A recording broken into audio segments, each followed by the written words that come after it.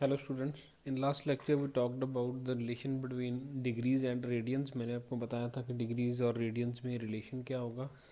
Revise करने के लिए मैंने आपको बताया था कि 1 radian is always equals to 180 upon pi degrees, 180 upon pi degrees, and also 1 degree is equals to and 1 degree is equals to pi upon 180 radians. ठीक है, तो कन्वर्ट करने के तरीका मैंने आपको बताया था। फिर मैंने आपको बताया था कि डिग्री को अगर आप देखते हो तो 1 degree is equals to 60 minutes and hence 1 minute is equals to further 60 seconds. ठीक जैसे क्लॉक का मेजरमेंट होता है उसी तरह से हम चलते हैं कि 1 डिग्री इज ऑलवेज टेकन है 60 minutes and 1 minute is always taken है 60 सेकेंड्स फर्दर। ओके, तो यहाँ से आगे चलते हैं। मैंने क्वेश्चंस दिए थे थोड़े से, आपको होप आपने कर लिए होंगे। आपने कोई डाउट नहीं पूछा तो मतलब आपने वो क्वेश्चंस कर लिए होंगे। ठीक है, मैंने आपको 2 रेडियन को कन्वर्ट करने के लिए बोला था, 3 रेडियन को कन्वर्ट करने के लिए बोला था और 5 रेडियन को कन्वर्ट करने के लिए बोला था डिग्रीज में। ओके, तो अगर इनकेस अगर आपको डाउट है तो you can ask in the comment box, otherwise हम आगे चलते हैं। Next topic will be arc length. Arc length, ठीक है। आर्क लेंथ का मतलब क्या होगा कि late us suppose this is a circle over here. Late us suppose ये मैंने आर्क बनाई ऑफ लेंथ एल, सर्कमफ्रेंस पे उस आर्क की लेंथ कितनी ट्रेस की है मैंने, L, and let us suppose that arc makes an angle of theta at the centre of circle O. Let us suppose circle का सेंटर क्या है ओ, और वो जो आर्क है वो कितना एंगल बना रही है, theta, over the circle of radius R, over the circle of radius R. ठीक है, तो इन तीनों में रिलेशन पता करने का तरीका है कि अगर हमें आर और थीटा गिवन हो तो हम एल पता कर सकते हैं, अगर हमें एल गिवन हो तो और थीटा गिवन हो तो हम आर पता कर सकते हैं। तो इन तीनों में रिलेशन क्या है, रिलेशन सेज कि arc length is always equals to, arc length is equal to product of, arc length is equals to product of radius and angle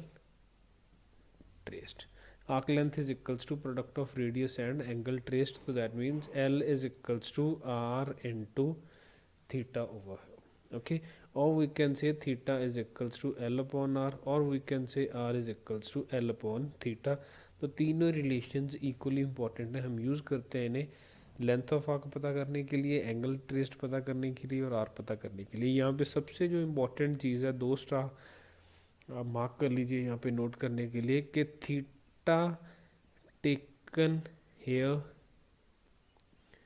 is always in radiance, theta taken here is always in radiance. जिस theta की बात कर रहे हैं हम इस formula में वो डिग्रीज में नहीं है, that is always in radian. Formula इस अकॉर्डिंग है कि that is always taken in radiance हो गया। तो इस चीज़ का हम यूज़ देखेंगे कि how L is equals to R theta या theta is equals to L upon R को हम यूज़ करते हैं। बस आपने ये चीज़ माइंड में रखनी है कि theta taken over here is always in radians, that is not in degrees over here. Okay, तो इसके बिहाफ पे क्वेश्चंस करेंगे। सबसे उससे पहले एक छोटी सी चीज़ है जो आपको पता होनी चाहिए, sum of interior angles of, sum of interior angles of n-sided polygon,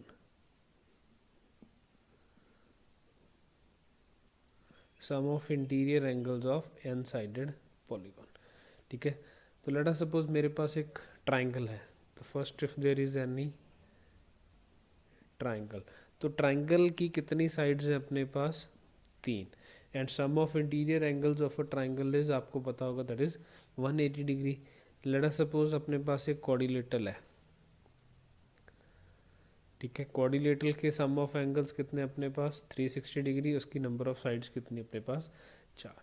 इस 180 को मैं कुछ ऐसे डिफरेंट करके लिखता हूँ, मैं लिखता हूँ कि that is 3 minus 2 into 180 degree. Okay, मैं लिख सकता हूँ उसे 3 माइनस 2 इंटू 180 डिग्री। क्यों लिखना चाहता हूँ मैं ऐसे, because number of sides of a triangle are 3, 3 minus 2 into 180। And similarly मैं 360 को क्या लिखता हूँ, 4 माइनस 2 इंटू 180, तो 2 into 180 that will be equals to 360। तो यहाँ से चलते चलते लेटा सपोज मेरे पास आ गया ट्राइंगल क्वाड्रिलेटरल, लेटा सपोज मेरे पास एक पेंटागन आ गया।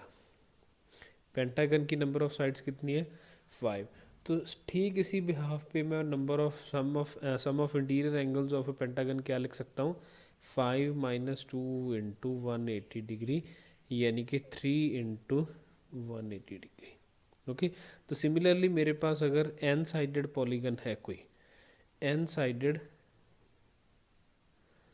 अगर मेरे पास कोई एन साइडेड पॉलीगन है तो एन साइडेड पॉलीगन का मैं number of sum of interior angles कितना लिख सकता हूँ, एन माइनस 2 इंटू 180।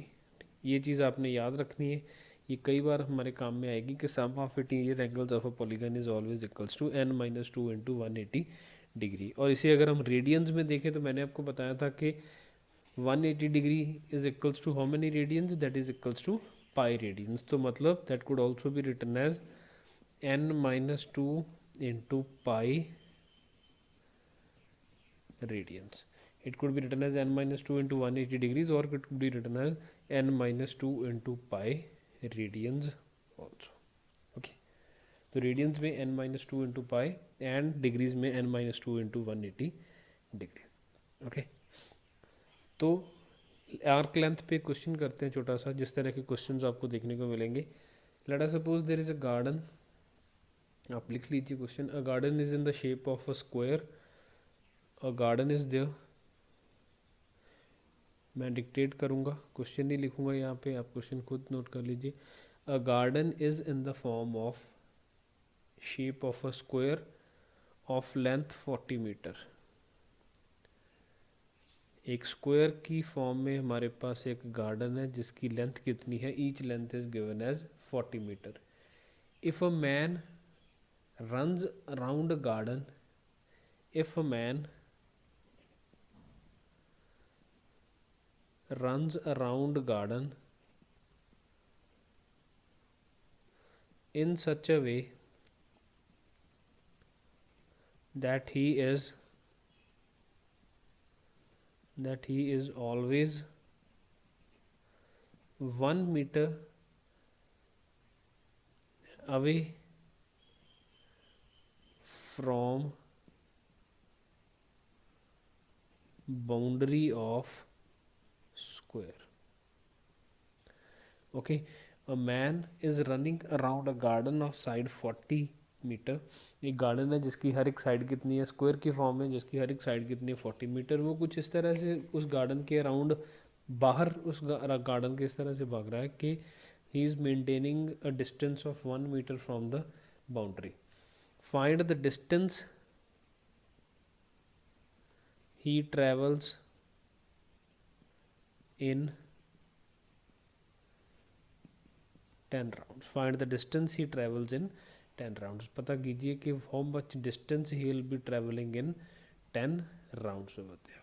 ओके, तो देखने का तरीका क्या होगा, इसे समझने के लिए हम क्या करते हैं।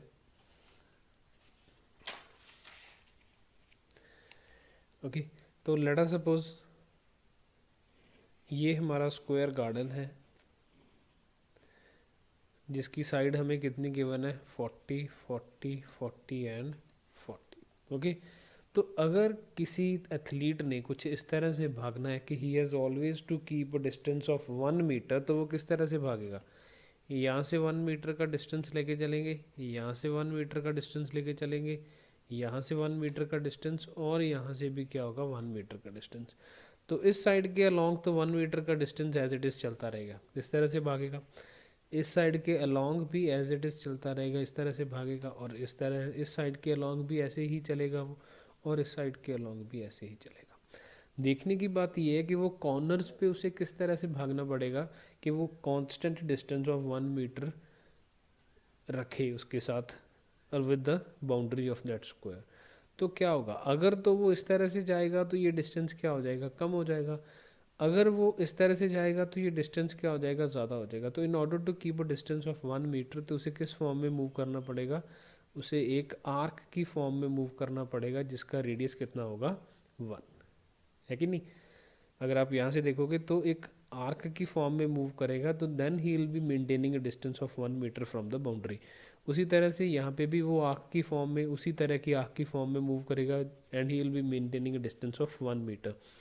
एंड सिमिलरली यहाँ पे भी वो एक he will be maintaining a distance of 1 meter through this arc and same will be happening over here।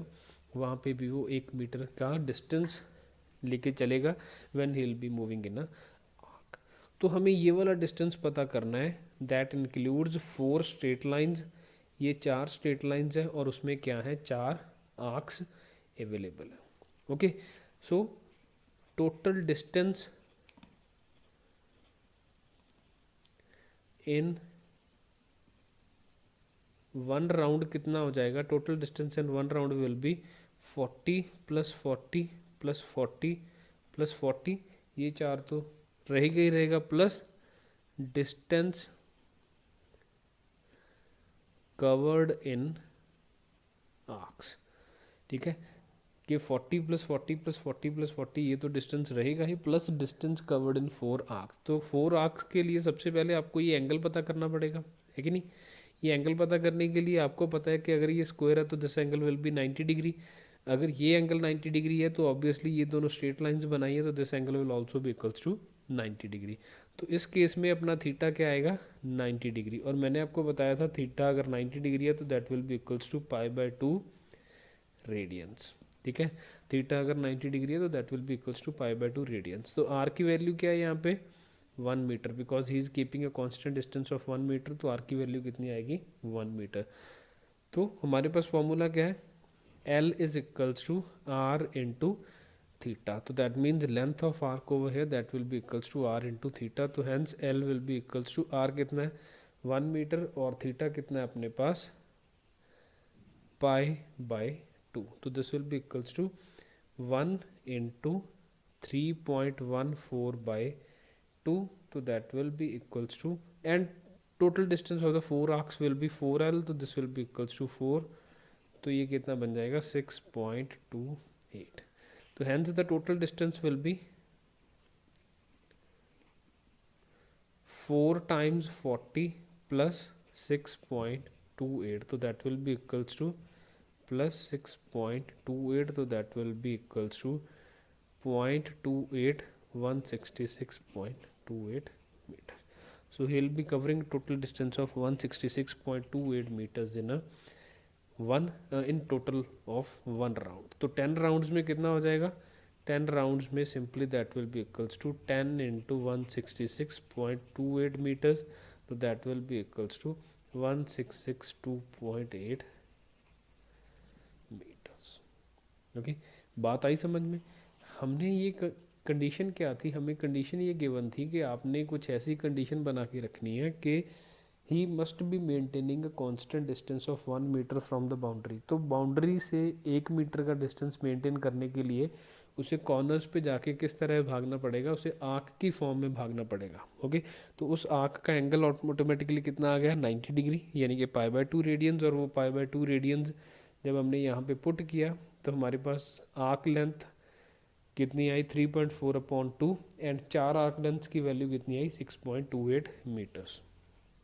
Similarly total distance कितना हो गया 4 times 40 plus 6.28, तो दैट बिकम्स 166.28। तो in 10 rounds he will be covering of distance of 1662.8 metres in 10 rounds. Okay, तो इसी तरह का एक और क्वेश्चन करते हैं, ज़्यादा क्लैरिटी आएगी कंसेप्ट की।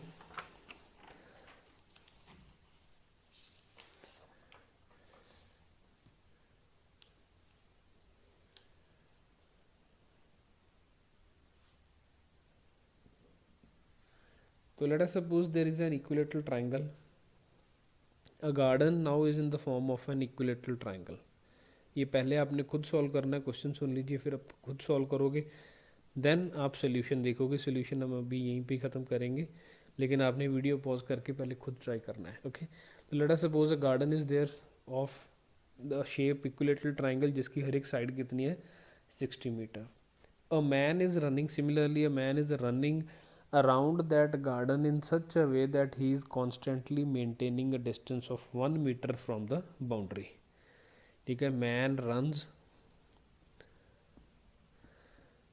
in such a way that he maintains constant distance of 1 meter from boundary. Okay, find the distance he traveled in one count. Find the distance he covered in one round. ठीक है, अब हमारे पास एक equilateral triangle है. Equilateral triangle के different angles कितने given है, 60 साइड्स कितने गिवन है, 60 okay. Now he is running in such a way that he has to maintain a distance of 1 metre from the boundary. Find the distance he will be covering in one round. ओके, तो video को pause कीजिए और खुद try कीजिए question. ठीक है, तो अब हम सोल्यूशन देखेंगे. इसका सोल्यूशन के लिए हमें वही कंडीशन बनानी पड़ेगी. तो let us suppose this is 1 meter distance, this is 1 meter and this is 1 meter. Okay, तो अगर वो कुछ इस तरह से भाग रहा है कि उसे 1 मीटर का डिस्टेंस मेंटेन करना है, तो ये तो स्ट्रेट लाइन हो जाएगी. And similarly this will be a straight line and similarly this will be a straight line. Okay, इस पॉइंट पे जाके उसे किस फॉर्म में भागना पड़ेगा, he will be forming an arc. इस पॉइंट पे जाके भी he will be forming an arc and इस पॉइंट पे जाके भी he will be forming an arc to maintain a distance of 1 metre. तो this should be 1, this should be 1, this should be 1, 1, 1 and this should be 1 meter. Okay, the total distance now will be equals to, total distance will be equals to 60 plus 60 plus 60 plus distance covered in arcs. 60 plus 60 plus 60 plus distance covered in arcs. तो this will be equals to 3 times 60 plus distance covered in arcs के लिए मैंने आपको बताया था that L is equals to R into theta. तो यहाँ पे कितनी L's हैं, 3L is equals to 3R theta. तो 3 इंटू आर की वैल्यू कितनी है हमारे पास यहाँ पे 1, और थीटा की वैल्यू क्या होगी. थीटा की वैल्यू देखने के लिए आप यहाँ पे हमेशा ये परपेंडिकुलर बनाओगे तो this angle will B 90, this angle will B 90. और हमें पता है कि इक्विलेटरल ट्राइंगल का इंटीरियर एंगल हमेशा कितना होता है, 60 डिग्री. तो 90 प्लस 90 इज़ 180, 180 प्लस 60 इज़ 240. तो बाकी का एंगल कितना बचा, 120 डिग्री. ओके, तो this angle will be here 120 degree. तो लेकिन हमें, मैंने आपको बताया था कि angle should be taken in radians, that should not be taken in degrees. तो रेडियंस में कन्वर्ट करने के लिए आपने क्या करना है कि 1 degree is equals to pi upon 180 radians. तो 120 degrees will be equals to pi upon 180 into 120 radians. So this will be equals to 6, 9, that will be 2 and 3. So that will be equals to 2 pi by 3 radians. So 120 degree will be equals to 2 pi by 3. So this will be 2 pi by 3. So 3 into 1 into 2 pi by 3. So this will be 3 into 60 plus 3 into 1 into 2 pi by 3. 3 cancel over here. तो that will be 180 plus 2 into 3.14. ठीक है, तो now this thing will be equals to, so this will be similarly 6.28, that will be 186.28 186.28 meters in this case. Okay, तो इस तरह के questions हमें मिलते हैं सॉल्व करने के लिए जब हमने लेंथ ऑफ आर्क पता करनी है, keeping in mind some condition is given to you. Okay, तो एक क्वेश्चन आपके लिए होमवर्क आप ये खुद करोगे. The question is, a garden is in the form of a triangle whose sides are 8, 6 and 10 meters. ठीक है, a garden is in the form of triangle whose sides are 8, 6 and 10 meters. A man is running in such a way that he has to maintain a constant distance of 1 meter. He has to maintain a constant distance of 1 meter from the sides. Find the distance he will be covering in one round. Find the distance he will be covering in one round. Okay यहाँ पे अभी equilateral triangle नहीं है तो आपको दिमाग लगाना है कि what will be the angles made over. Okay तो इसका सोल्यूशन भी मैं आपको यही दूंगा, हिंट दूंगा मैं आपको। हिंट क्या होगा, total distance will be equals to, let this angle be theta 1, let this angle be theta 2, let this angle be theta 3. Okay, let this angle be theta 1, let this angle be theta 2, and the third angle be theta 3. So total distance will be 10 plus 6 plus 8 plus distance covered in arcs, 10 plus 6 plus 8 plus distance covered in arcs. So that will be equals to 24 plus distance. अब 3 arcs हैं अलग अलग और तीनों का angle अलग अलग है, तो that will be equals to, हमें पता है कि L is equals to R into theta, तो 1 into theta 1 plus 1 into theta 2 plus 1 into theta 3, तो that will be plus 1 into theta 2 theta 1 plus 1 into theta 2 plus 1 into theta 3, तो that will be 24 plus theta 1 plus theta 2 plus theta 3। ठीक है, तो ये आपके लिए hint है, आपको theta 1 plus theta 2 plus theta 3 की वैल्यू पता करनी है और आपको ये ऑटोमेटिकली पता चल जाएगा। ओके, अगर नहीं समझ में आए तो आप पूछ सकते हो, हम नेक्स्ट लेक्चर में इसका सोल्यूशन भी डिस्कस करेंगे। क्योंकि these were the questions about ये किस तरह से हम लेंथ ऑफ आर्क यूज़ करते हैं। नेक्स्ट टॉपिक होगा, अब तक हमने ट्रिग्नोमेट्री में एंगल्स के बारे में पढ़ा कि एंगल्स को मेजर कैसे करना है। ठीक है, कि रेडियंस क्या होते हैं, डिग्रीज़ क्या होती हैं, फिर मिनट्स क्या हैं, सेकंड्स क्या हैं, फिर हमने देखा कि लेंथ ऑफ आर्क, रेडियस और थीटा में रिलेशन क्या होता है, और उसके बिहाफ में कुछ हमने क्वेश्चंस किए। Next our topic will be identities.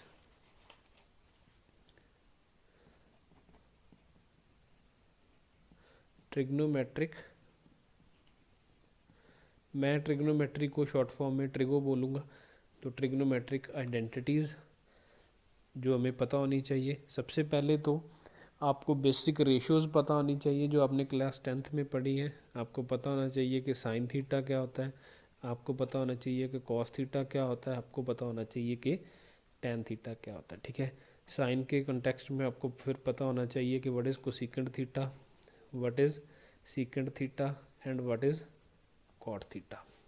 Okay, sine, cosecant, cosine, secant, tan और कॉट थीटा, ये 6 की 6 ट्रिग्नोमेट्रिक रेशियोज आपको पता होनी चाहिए। अगर नहीं पता तो आप रिवाइज करोगे नेक्स्ट लेक्चर से पहले, हम नेक्स्ट लेक्चर में इनकी डिटेल में दोबारा पढ़ेंगे। ओके, फिर आपको जो ट्रिग्नोमेट्रिक आइडेंटिटीज़, आपको रिडक्शन फार्मूलाज बताए गए थे क्लास 10th में, वो आपने रिवाइज करने हैं